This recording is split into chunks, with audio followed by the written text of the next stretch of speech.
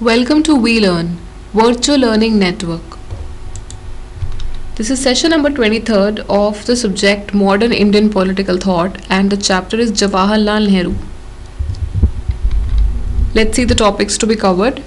Introduction, basic features of Nehru's political thought, Nehru's legacy to the Indian nationalist movement, nation building after 1947, views on socialism and social revolution, national economy as the basis of nationalism, Nehru's scientific outlook, independent foreign policy and national freedom, and international outlook. Let's see the introduction. Jawaharlal Nehru from 1889 to 1964 was well-known as a political activist, but his contribution to modern Indian political thought is as significant as his political activities. During the past phase of Indian nationalist movement, his status as its leader was only next to that of Mahatma Gandhi. He also contributed greatly to modern Indian political thought because he introduced many changes and also his significant political activities. When India became independent in 1947, he became its prime minister, and until his death in 1964, he occupied that position. And for a long time, he was also the foreign minister. He was also an historian. So this was all about Jawaharlal Nehru and his introduction, how he became the prime minister, and also until what time he remained the prime minister. Basic features of Nehru's political thought. Nehru wanted the model of democratic socialism which suits Indian traditions and ethos. So he wanted the model of democratic socialism where there would be socialism, there would be democratic socialism where people would be allowed to express their views and live in a democratic fashion wherein equality and freedom should be granted to them, and also there would be proper laws. And socialism, there would be socialistic outlook wherein the means of production should be in the hands of the state, and the state should manage all the affairs, rather it should work as a facilitator for people. He was also influenced by Fabian socialism of Britain. Many of the active members were his friends as well. He was of the opinion that parliamentary politics is the means of achieving socialism. So parliamentary politics, the parliamentary affairs, the parliamentary activities, that is the means of achieving socialism because that is highly linked with the state and the governance of the state. Multiple social groups and ideological groups will strengthen Indian democracy. So multiple social groups, whatever the social groups exist, and the ideological groups, the reference groups which also exist, also will strengthen the Indian democracy. Pluralism will become the ideological foundation of individual liberty, and societal demands must have a beautiful reconciliation. So there would be the demands which the society puts, there would be a beautiful reconciliation between them. There would be solution of the problems, and also a lot of groups and people should exist wherein that would lay the foundation of individual liberty and freedom. Lot of groups, lot of people, individuals should be living, they should live, and that would pave the way for individual liberty and for the liberty of everyone. Nehru's legacy to the Indian nationalist movement.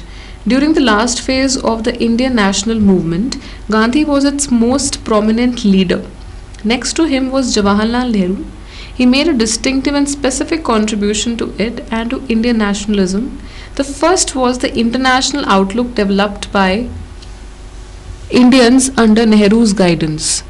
So, he made a distinctive and specific contribution to Indian nationalism, and the first was also international outlook developed by the Indians under Nehru's guidance only. So he developed an outlook which was international in character, and also Gandhi was a prominent leader of national movement, but Jawaharlal Nehru was considered the next best leader. Almost all the important resolutions of the Congress Working Committee on World Affairs were drafted by him. Nehru made visits to the Brussels conference also on anti-imperialism, means to stop imperialism and accumulation of wealth, and also the accumulation of wealth by the Britishers. He conceived India's struggle for freedom as a part of the struggle of other dependent peoples against imperialism. So the people who, and also in other countries where there was a colonial rule and people were also a part of the struggle, that India's struggle was also a part of that struggle which people were dealing with and who were dependent against imperialism. Nation building after 1947. The tasks before a leader who was the head of the government were different from that of a leader of the nationalist movement, which had the objective of achieving freedom for the country. So the leader had the aim of a government, whereas the leader of the nationalist movement had the aim of achieving freedom for the entire country. So until freedom was achieved, the single objective of achieving independence kept different political forces united, and the most dominant political force eclipsed all others. So the single objective of achieving independence kept different political forces also united. Different political forces, as in different political ideas, their ideologies, they were also kept united, and the most dominant political force eclipsed all others. So there was one major political force that evaded or that eradicated all different other groups. In India, these different political forces before 1947 were the liberals, the Hindu militants, the communist Muslims, the Gandhians, the Congress socialists, the communists, and regional political forces based on linguistic forces. So these were the different political forces before 1947, the liberals, the Hindu militants, which were based on linguistic forces, and they were also playing an active role in politics and in the political activities of the state. So these were some of the groups, and until freedom was achieved, the single objective of achieving independence kept different political forces also united. So in this way, they were also kept united for the motto of achieving independence. Views on socialism and social revolution. Nehru believed in planned economy for maximum utilization of resources. He did not favor nationalization of private capital. In his scheme of economic development, the mixed economy should play a prominent role. A mixed economy wherein a mixture of private as well as public ownership of the means of production should be there, and he did not favor nationalization of private capital. The private capital of individuals, for the private capital of the individuals, the nationalization should not be there, and a planned economy should be there for the maximum utilization of resources, and the mixed economy should play a prominent role. Both public sector and private sector must help each other in removing poverty and the other basic problems of Indian society. So private sector as well as the public sector should help each other, should complement each other in removing the problems as well as in removing poverty or other problems prevailing in Indian society. The above was based on the socialist idea that the market economy and the unregulated capitalism based on profit-making basis alone should not determine the character of economy. So the market economy and the capitalism which was unregulated by the state, it wasn't regulated, it was just for the vested private interests of the individuals, and only it was based upon the profit making basis. It should not determine the character of economy, because that would deteriorate the Indian economy, and it will also create more gaps between the rich and the poor classes. So there should not be the profit making basis of the capitalism. Nehru also wanted the public sector to have commanding heights in the economy. So the main industries should be owned by the public sector, should be owned by the government. So the main industries or the important industries, the public sector should have commanding heights in the economy. They should rule over the people, but they should rule for the welfare of the people, and they should and the public sector should be at a height where it is able to keep the country and the state under its powerful control. National economy as the basis of nationalism. Nehru thought that the national economy should also be the strength of nationalism. National economy, that should be the strength of nationalism, a nationalistic feeling. No other Indian liberal or Gandhian fully grasped this matter and gave attention to it, like the way Nehru did it. The communists wanted to disentangle India from the Western capitalist economy grouping. So the communists wanted to disentangle India from the Western capitalist economy grouping. They did not want India to be under the Western capitalist economy, but they never realized the implication of India going too far in the direction of communist style of planning and depending too much on the Soviet Union.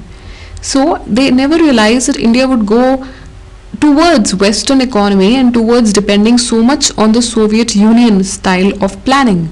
But Nehru took a series of steps and threw up scattered ideas in his speeches and writings on the development of a national economy of the country. So he took a series of steps and measures, and he also threw up a lot of speeches, lot of ideas in his speeches and writings on the development of a national economy of the country. Means the country should be under the national economy, not on the economy of any other country or the state, not on Soviet Union or not on any other particular country or state. It should be a national economy where the people would be ruled by a national leader, and there would be also a rule which is prevailing, which is suitable to the Indian conditions and circumstances. Nehru's scientific outlook. This takes us to one important aspect of Nehru's thought connected with his scientific outlook. India could have self-reliance in the economic field only with her developing science and technology in a big way and her applying them on a large scale in her economic activities. So India could only develop self-reliance, independence in the economic field only with the development of technology, science, and in a big way, and applying those applications on a large scale in her economic activities, trade, commerce, whatever economic activities India took to enlarge its business and to enlarge its economic activities. The science and technology, the principles and applications of science and technology should be applied on a large scale in the economic activities to grow and to expand. Nehru believed that the methods and approach of science have revolutionized human life more than anything else in the long course of history, and have opened doors and avenues of further and even more radical changes leading up to the very portals of what has long been considered the unknown.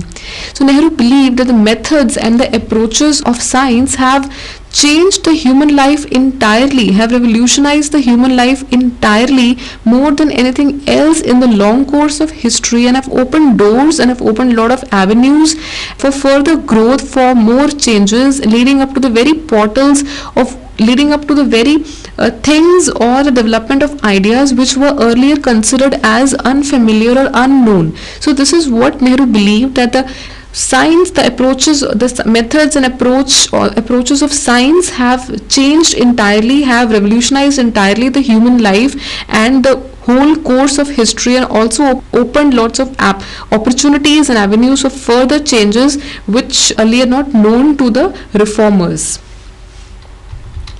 Independent foreign policy and national freedom. In the initial statements explaining India's foreign policy, Nehru claimed that it was an independent foreign policy. Nehru developed an independent thinking in the area of foreign policy. The foreign policy should not be dependent on any other country, it should be independent. He could understand the dynamics of global politics. There are basically two power blocks in international politics: Western imperialist bloc and Soviet socialist bloc. India and other newly liberated countries should follow an independent line. They should not be a member of any bloc. Nehru states that we should approach these problems, whether domestic or international problems, in our own way. Nehru said that there were two blocs of Soviet Union and of also USA, Western imperialist bloc and Soviet socialist bloc, and India should not join any of the blocs. Rather, it should maintain a neutral stand, because it was a third world country, it was just a newly liberated country, and it should not join any one bloc, or it should have an independent line, it should be neutral, it should not join any of the blocs, because to solve her problems, India needs help from both of the countries, and these problems, whether domestic or international problems, these should be solved in their own way, in India's own way and in their own approach. International outlook. After India became independent, Nehru's international outlook shaped his views and action. So post India became independent, Nehru's international outlook, Nehru's international approach shaped his views and further future actions. He was against the Cold War and the division of the powerful states into two blocks. He was against the Cold War which was happening between the USSR and the USA. They were not fighting, but they were silently on the verge of fighting. And he also opposed the division of the powerful states into two blocks, that is the USSR and the USA. He was against that. He was against that division because that would divide the world into two blocks and that would create more wars in the future. He tried to reduce international tension and in some cases tried to mediate between the conflicting blocks. He tried to intervene, he tried to help, he tried to reduce the international tension and bring in more international peace, and even he tried to mediate, even he tried to intervene between the conflicting blocks. He even tried to solve the problems by mediating and by intervening in their matters so that the problems would be solved and the tension would be solved and there would be more international peace and harmony. So this was all about Nehru's views, Nehru's socialistic ideas, international outlook, and also his socialism, and also the way he thought of the future actions of the India.